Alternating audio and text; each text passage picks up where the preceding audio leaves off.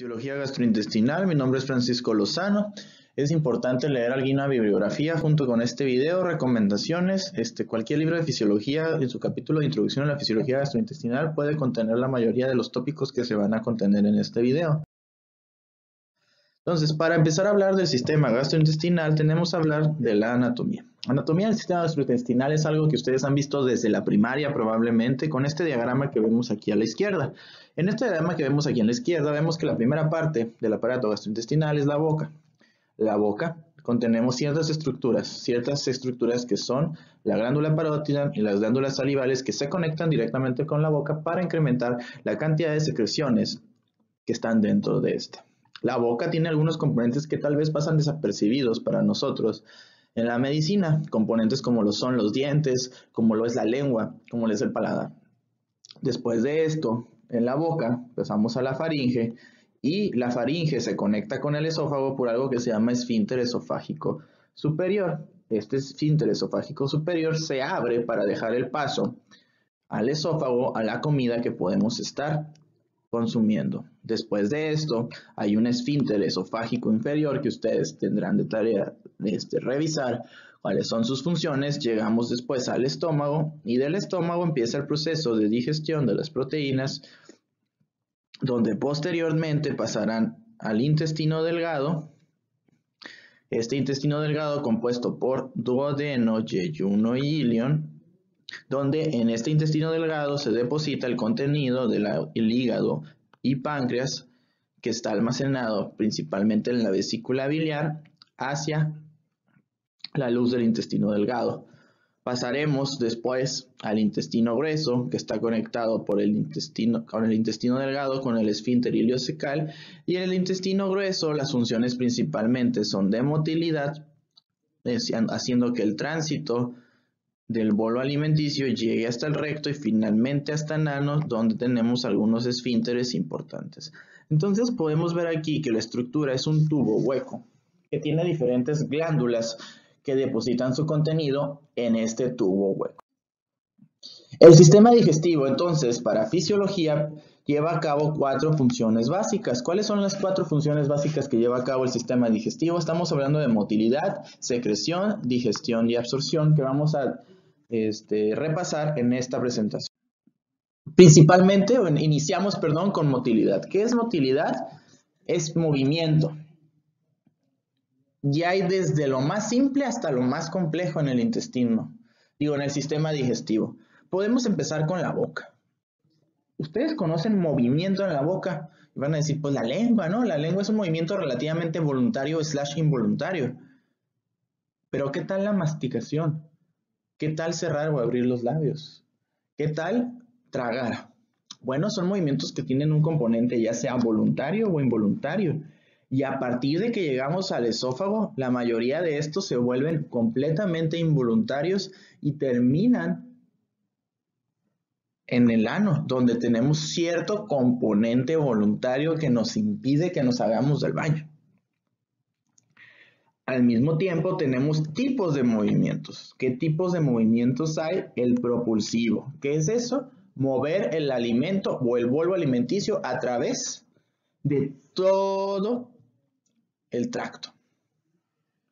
Mezcla. Movimientos de mezcla. La comida no pasa nada más por ahí. La comida tiene que deshacerse. La comida tiene que digerirse. Y para eso tenemos movimientos que aplastan la comida y la convierten en pedacitos cada vez más pequeños. Reservorio. Hay secciones del aparato digestivo que se encargan únicamente de guardar alimento. Hay secciones del aparato digestivo que se encargan únicamente de guardar alguna secreción. Y finalmente, el aparato digestivo tiene un tono, que es decir, la cantidad de contracción que hay basalmente y puede tener relajación. Términos que es importante que ustedes comprendan para seguir avanzando. La siguiente función del aparato digestivo es la secreción. La secreción, como ustedes ya han visto en sus cursos, puede ser de 3 tipos: autócrina, parácrina y endócrina. Y existen diferentes mediadores en el sistema digestivo que se comunican de estas formas. Hay mediadores autócrinos, aunque no lo crean. Hay parácrinos, que son uno de los más comunes en el estómago, y endócrinos, que también están funcionando en todo el sistema digestivo. Y aquí a continuación pongo una tabla de algunos de los diferentes mediadores que podemos encontrar. Algunos mediadores como la gastrina o la colecistocinina son hormonas preponderantes en el sistema digestivo y que tienen gran cantidad de acciones que pueden ayudarnos a aumentar la digestión de los alimentos. Existen otros mediadores que tienen una función meramente parácrina y otros que pueden ser solamente neurotransmisores. Estos hormonas o mediadores que tenemos en esta tabla las iremos revisando a lo largo del curso de fisiología gastrointestinal. Pero no solo se producen hormonas, ¿no? Y mediadores, también agua. El intestino tiene que secretar agua. Y ustedes van a ponerse a pensar, oye, pero si estoy secretando el intestino agua, pues me voy a deshidratar rápidamente. Afortunadamente, el intestino delgado tiene una función de reabsorción de agua muy importante, muy importante. Y entonces, todas las secreciones que nosotros producimos, saliva o jugo gástrico, pancreático, bilis o jugo intestinal, nos dan esta cantidad de volumen. Y nosotros normalmente también consumimos cierto volumen, lo que nos lleva a un consumo total al día de 9.500 mililitros. De esos 9.500 mililitros que están en el intestino, 9.000 se absorben y 500 pueden llegar al colon para volverse a absorber, y un pequeño volumen es eliminado por las heces. Entonces el sistema digestivo produce líquido, pero también lo absorbe de vuelta. La función que sigue es la digestión. La digestión es la conversión de moléculas grandes a moléculas más pequeñas que son capaces de absorberse en la luz intestinal. Podemos ver aquí ejemplos de monosacáridos que ustedes ya los conocen, como glucosa, fructosa o galactosa, ejemplos de polisacáridos como la amilosa o el glucógeno, y ejemplos de disacáridos que ustedes ya conocen. ¿Cuál de estos puede ser absorbido por el intestino? Esa es una pregunta que les voy a dejar ahorita.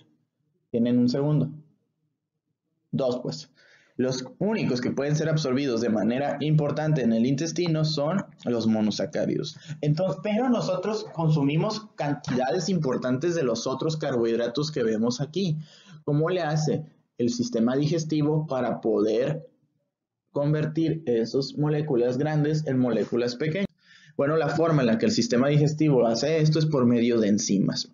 Y estas enzimas tienen la función de hidrólisis, como podemos ver aquí.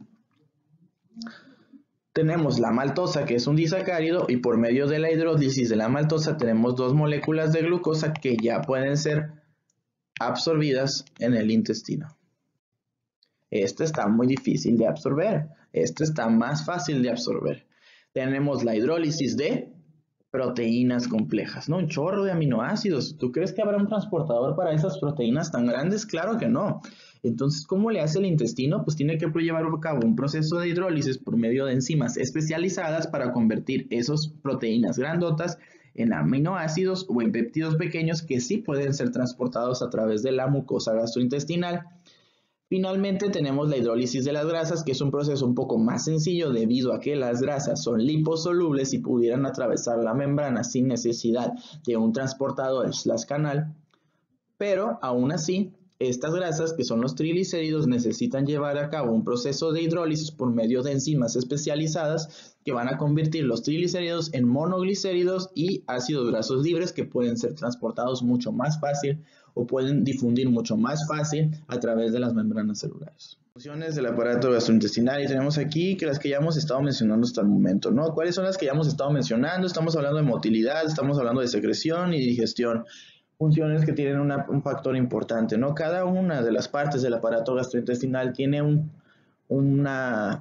papel en estas funciones, pero falta mencionar el último, que es la absorción. Finalmente, la absorción es que las sustancias que fueron digeridas en el tracto gastrointestinal pasen a la luz, que estén en la luz del intestino, pasen a la sangre y de ahí pasen a la circulación sistémica para ser utilizadas de las diferentes formas que son necesarias. Entonces, en la boca tenemos la función de masticación. En la faringe y esófago, deglución. En el estómago hay funciones que veremos que es relajación receptiva y peristalsis, el páncreas no se mueve, el hígado no se mueve, el intestino delgado puede segmentar o tener motilidad y el intestino largo tiene otras funciones de motilidad. Cada uno de estos órganos tiene diferentes secreciones que vemos aquí y cada una de estas secreciones tienen una función digestiva que se muestra aquí. Dependiendo de qué células estén en la luz de ese túbulo, va a ser lo que se va a poder absorber en cada una de las secciones. Obviamente hay secciones que no absorben nada. Entonces podemos ver aquí un corte histológico de un segmento gastrointestinal para describir las principales secciones que tiene el aparato gastrointestinal. Entonces, de adentro hacia afuera podemos hablar de la capa más interna, que son la mucosa. La mucosa tiene varias capas. Inicialmente, la capa más importante es la mucosa en sí, es decir, el epitelio. Abajo de esto está la lámina propia, donde se incluye la membrana basal, y tenemos una capa especializada que se llama muscular de la mucosa. Ustedes, ya recordando su curso de histología gastrointestinal, podrán recordar estas capas que tiene la mucosa, especialmente del intestino. Debajo de la mucosa tenemos la submucosa, que es tejido conectivo, y debajo de la submucosa tenemos la muscular externa. Esta tiene una capa circular y una capa longitudinal, es decir, una capa que rodea y una capa que va a lo largo. No sé si con este dibujo me expliqué.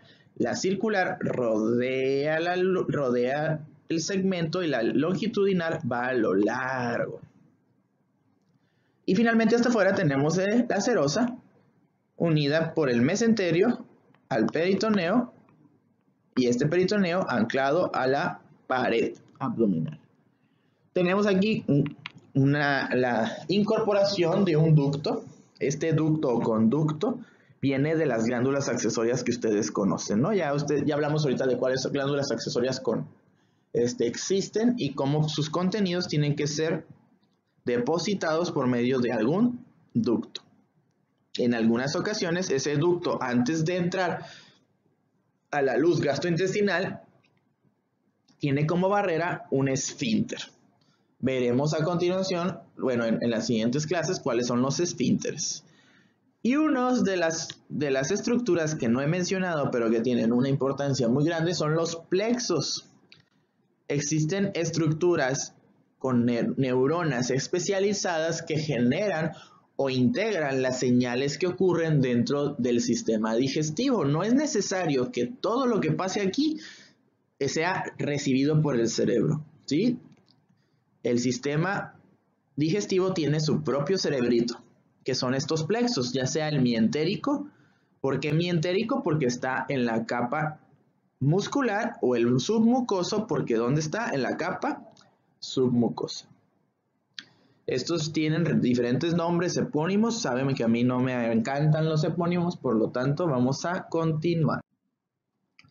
La regulación de la función digestiva es compleja, como nos mencionan aquí, y están reguladas de manera cuidadosa para maximizar la digestión y absorción de la comida ingerida. ¿Cuáles son los factores que determinan las funciones del sistema digestivo? Y bueno, el sistema digestivo no es el corazón. El corazón bombea y tiene una regulación que ustedes ya a grandes rasgos conocen. Pero el sistema digestivo puede ser regulado desde adentro o desde afuera, muy al estilo del Frank Starling, que está dentro del corazón, y del sistema nervioso autónomo, que está fuera del corazón. Entonces vamos a describir cuáles son las funciones que pueden regular al aparato digestivo para que ustedes en las siguientes clases pudieran integrar este conocimiento. Bueno, tenemos aquí hasta abajo las diferentes funciones del aparato digestivo. Sabemos que hay músculo liso. Este músculo liso se contrae, ¿para qué? Para llevar a cabo motilidad. Tenemos que hay glándulas exócrinas que secretan los jugos digestivos que van a digerir la comida. Y tenemos glándulas endocrinas en el aparato gastrointestinal que van a ¿qué? Regular la función, regular algunas funciones. Pero ¿quién le avisa al aparato digestivo que tiene que hacer todo esto? Bueno, como podemos ver arriba, existen diferentes formas en las que el aparato digestivo se puede enterar que tiene que llegar a cabo su función. Número 1, hormonas gastrointestinales. Número 2, nervios autonómicos, es decir, sistema nervioso autónomo. Y número 3, los plexos intrínsecos que ya hemos mencionado. Y bueno, vamos a integrar estas tres cosas que le pueden avisar al intestino cómo tiene que funcionar. Algo importante también es la autoexcitabilidad del músculo liso, que viene aquí. Entonces vamos a integrar un escenario en este caso. Vamos a borrar un poco para llevar a cabo el ejemplo que les quiero dar. Entonces, imagínate que yo como algo, ¿no? ¿Cómo me entero que estoy comiendo algo? Bueno, pues hay cambios locales en el tracto digestivo. En el tracto digestivo va a haber receptores y esos receptores que están en el tracto digestivo van a actuar ya sea liberando hormonas, ya sea activando el sistema nervioso autónomo o ya sea activando los propios plexos que ya mencionamos.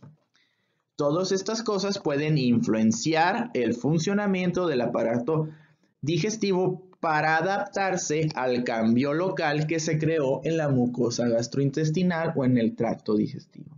Al mismo tiempo, nosotros de manera consciente o inconsciente podemos llevar a cabo cambios en el aparato gastrointestinal modificando el funcionamiento del sistema nervioso autónomo. Vamos a empezar con una pequeña descripción del músculo liso intestinal.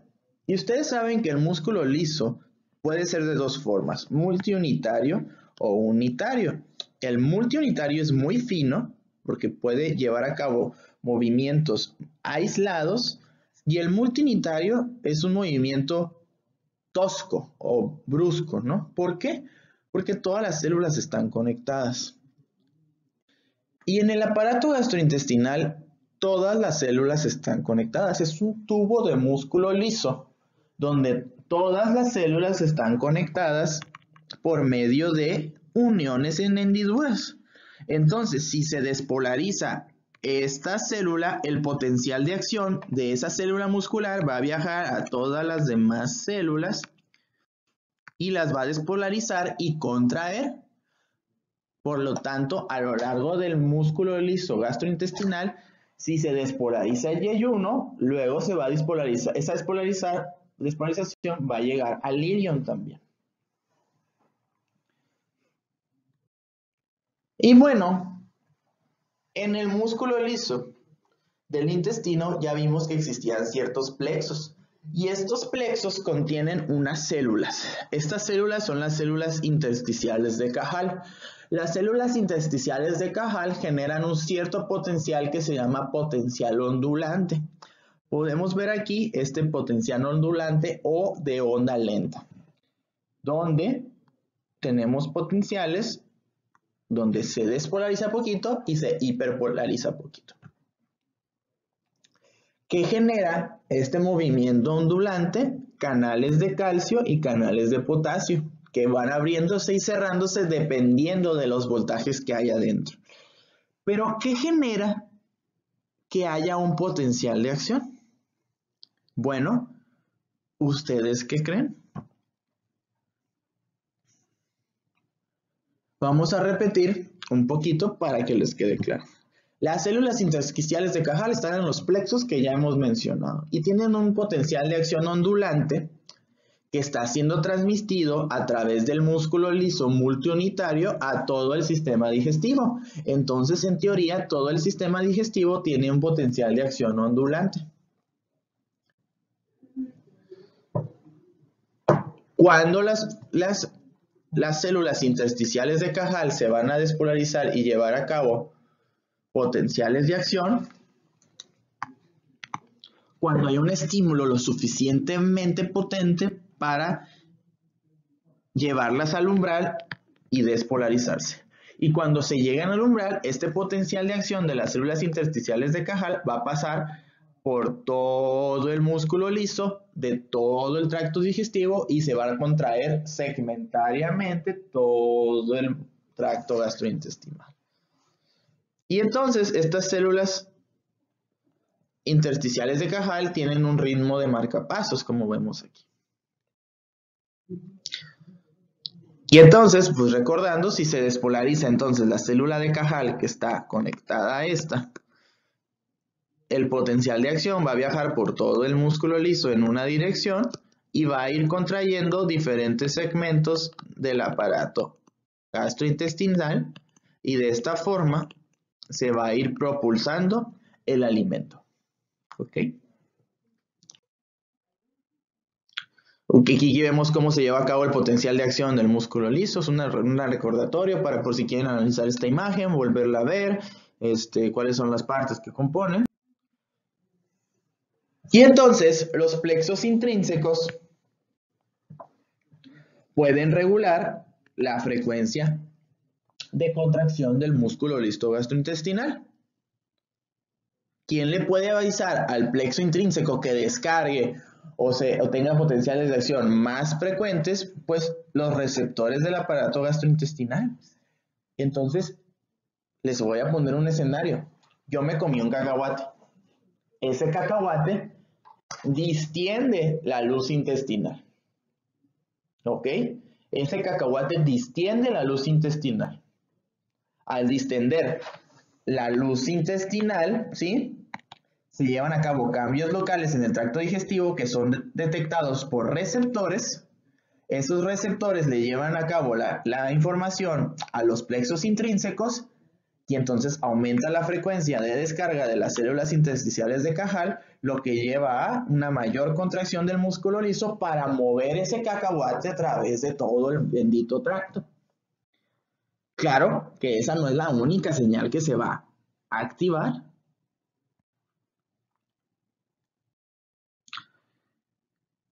Y aquí tenemos una imagen del sistema nervioso entérico, que es una de las cosas más complejas que existe.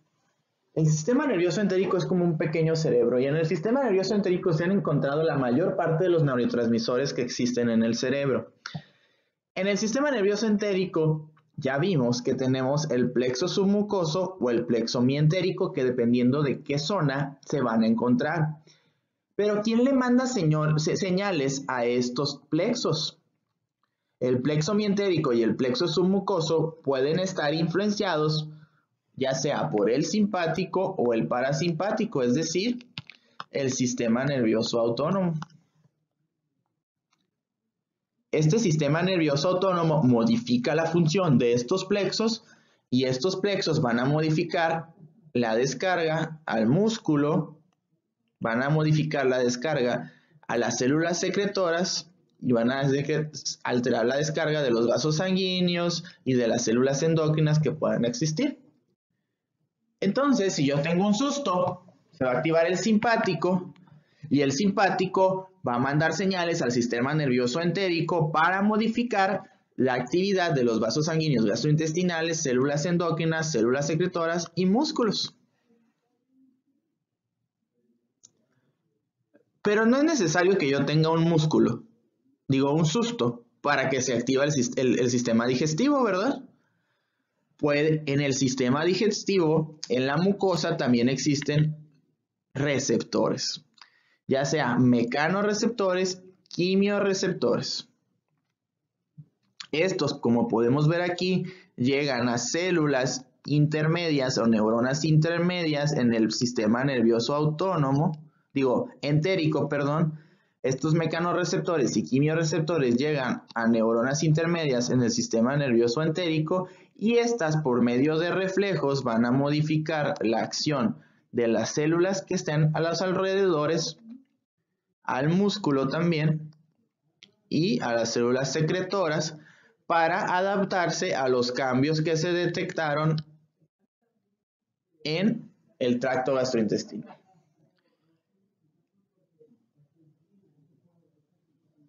Entonces, así es como funciona el sistema nervioso entérico a grandes rasgos. A grandes rasgos porque la función del sistema nervioso entérico tiene gran cantidad de mediadores. Entonces vamos a mencionar un poquito lo que acabamos de decir. Hay cambios locales en el sistema digestivo. Estos son detectados por receptores que van a los plexos intrínsecos para modificar la actividad. Pero también puede haber influencias externas llamadas sistema nervioso autónomo que pueden llegar por los nervios autónomos a modificar ya sea el sistema nervioso entérico o directamente los nervios autónomos pueden modificar la actividad de las células del sistema digestivo o pueden hacer que se liberen al mismo tiempo hormonas como vimos aquí. También los plexos intrínsecos pueden hacer que se liberen más hormonas. Y van a decir, no manches, es un chorro, ¿cómo le está todo conectado, mezclado? Bueno, pareciera imposible entenderlo, sí, pero a lo largo del curso de fisiología gastrointestinal vamos a dar diferentes ejemplos de esto y los ejemplos que sí necesitamos conocer. Tenemos aquí las hormonas peptídicas otra vez para que recuerden que todas estas hormonas pueden influenciar las acciones que estábamos viendo en el diagrama que acabamos de mencionar. Y entonces, para terminar la clase del día de hoy, bueno, la clase esta que acabo de grabar, ustedes tienen que ser capaces de enlistar las 3 categorías de los sustratos que pueden ser digeridos y absorbidos, es decir, glucosa, lípidos y proteínas o aminoácidos, como lo quieren ver. También tienen que ser capaces de identificar las diferentes partes, ¿sí?, histológicas del aparato gastrointestinal y tienen que decirme cómo las células de Cajal alteran la función del músculo liso. Entonces, hasta hoy, espero que les haya servido esta introducción al sistema gastrointestinal y continuaremos con el tema de deglución. Buenas tardes, días, noches, lo que